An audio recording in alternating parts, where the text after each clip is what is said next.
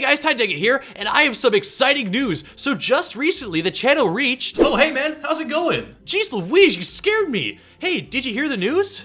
Heck yes, 2,000 subscribers, that's quite a milestone. I know, right? So hey, we gotta do something special, you know, to celebrate the occasion. Well, yeah, you're right, but what?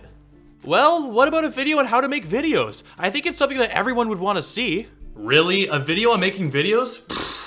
That's the silliest idea I've ever heard. Come on, man. But it's your idea. You're the one who came up with it. Wait a minute. No, you just did. Look, this isn't helping. Let's just show everyone how we make videos. You know, the process we go through from nothing to something. All right, you know what? I think I'm warming up to this. What do you need to do first?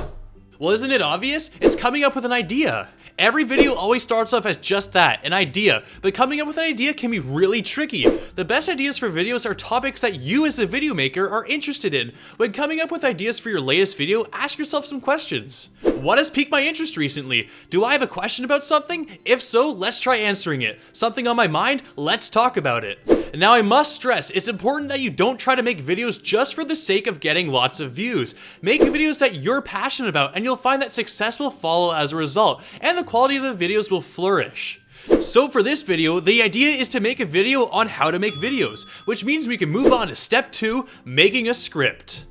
So you have your next big idea, the big ticket item. Now it's time to put the pencil to paper or fingers to keyboard and begin writing out what you're gonna say. Script making can be difficult, especially if you aren't linguistically inclined. Trust me, I am terrible with words myself, so don't feel off-put if scripting takes you days to complete. When making your script, make sure to use language that you yourself would say on a day-to-day basis. Oftentimes, it's tempting to use these massive words in more complex statements to get your point across. My best advice is to know yourself well and ultimately be yourself. Always try to come off as you in your scripts, and they will sound a heck of a lot more natural and fluid as a result. Now, another important tip is to add notes into your script for when you begin recording your audio or even for editing further down the line. This is a good way to keep your ideas in one place so that you can recall them for later. For example, I'll place ideas in editing in square brackets and perhaps vocal cues in round brackets. Find a system that works for you. Also, while I don't do this personally, I would advise on having someone else revise your script. Chances are, as the author, you're almost guaranteed to make a mistake that you won't see, so get a second opinion. Whether this be a family member, friend, or just someone you can trust to give an honest opinion, it's always helpful to get the perspective of someone other than yourself.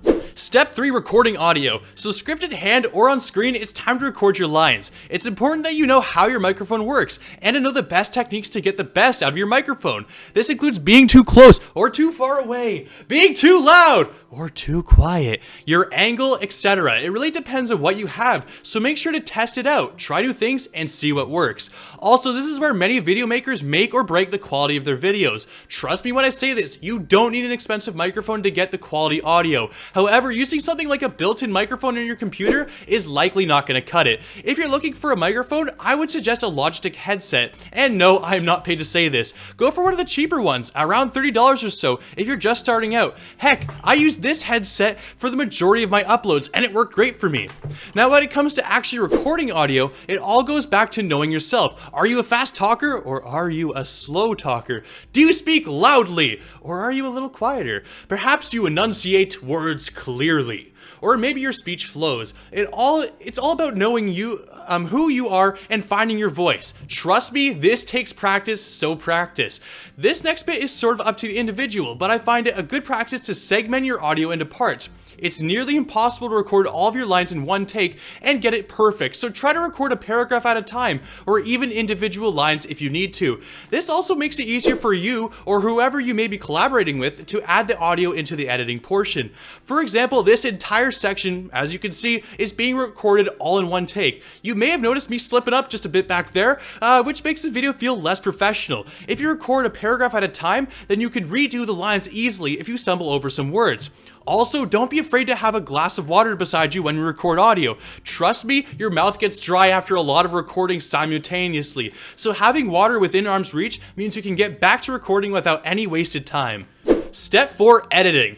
So when it comes to editing, it's very subjective and it really depends on the individual's abilities and knowledge of the software. My advice is to use what you're comfortable with. Don't try to jump in the deep end and use some expensive and complex editing software if you're great at Windows Movie Maker. Personally, I use Sony Vegas 12 and I've had it for a couple of years now, so I'm quite comfortable with it. It's important though that you always try to stretch your abilities each and every video by doing something a little different. Trust me, it's beneficial to your skill set if you expand your horizon a little bit, so don't be afraid to experiment and try something new. Also, don't forget to have fun. I know it sounds really generic and corny, but trust me, the last thing you want to be while editing is bored. I oftentimes try to inject my own humor into my videos and try to make myself laugh a little bit during the editing process. It makes it much more fun and enjoyable, and as a result, I end up making a better product. For example, in the introduction for this very video, I'm chatting with myself, which was something a little different, and as a result, you were probably more interested in the video, as opposed to me just giving a generic introduction. Try to have fun, and more likely than not, your audience will share that fun with you. In editing, I always begin by placing all of the audio in first. Then I edit and add the visuals in based on the audio. I found this to be the best way to approach the editing process. Personally, I found editing to be the most time-consuming part of the video making process, just above script writing. Because of this, I found myself easily distracted at times, slowing down my work, and as a result, making it feel like I've spent far too long on a project without actually doing much work. So it's important to limit the amount of distractions around you. Turn off your phone, turn off social media, put on music if you have to, whatever it takes to focus on the task at hand. Ultimately though, take your time. Don't rush a project out too early to meet a deadline. When it comes to YouTube, place quality over keeping a schedule every single time. Step 5, video thumbnails. The picture that you see of a video on YouTube before you actually click on the video is called the video thumbnail, and it could be a really helpful tool to giving your potential audience an idea of what your video is going to be about. Note, I found that many in this community refer to it as a title card, which are essentially both the same thing. Oftentimes though, people don't take the thumbnail seriously and will choose one of the 3 suggested options that YouTube gives, which sometimes can work out rather well, but come on, trusting YouTube? Now that's just insane. When making a thumbnail for YouTube, you have to keep in mind that the picture is going to be viewed from a distance, or rather, the picture that people will see beside the title of your video will be rather small in most cases. This means that if you put text in, make sure that when you zoom out, you can still read it. The further out the zoom and still legible, the better. However, you don't always need text. KP and even myself rarely use text in our thumbnails. Sometimes a simple image showing what the video is about is more than enough to get the message across, so be creative. Personally, I draw my own thumbnails, and if you can too, then awesome. Otherwise, there's plenty of other ways to make good thumbnails. It really boils down to being creative and finding what works for you. Step 6, uploading. So now you have your video, your humble idea transformed into a film worthy of the cinematic elite, but your adventure is not yet over. The uploading stage is just as important as any of the others, so don't get lazy now. When uploading a video on YouTube, you'll be presented with a whole host of different things you can add and edit. Trust me when I say this, it's all important. For your title, make sure that it clearly states what your video is about. Try to keep it as concise as possible. For specific titles of, for example, episodes, place them in quotation marks. Separate different phrases or parts of your title with various dashes and symbols, such as brackets. Ultimately, find a system that works for you. Also, a lot of people don't really know this, but the description is just as important as the tags. However, unlike tags, you can't just throw your keywords in a list and expect it to help. Note, this will actually worsen your search results. Make sure that in your description to accurately describe your video. Also, feel free to place relevant links that would supplement your viewer's experience.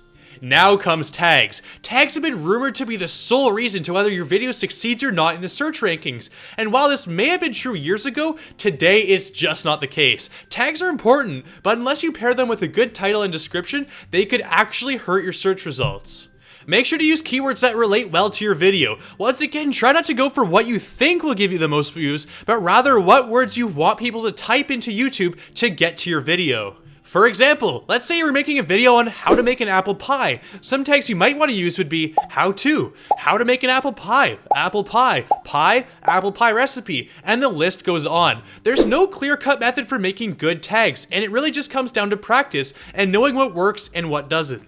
So after waiting an ungodly amount of time, your video should be uploaded. Congratulations, you've just made a YouTube video, ready to be seen by a worldwide audience. But still have questions? Perhaps you want to know something more? Then let me know about it in the comment section below.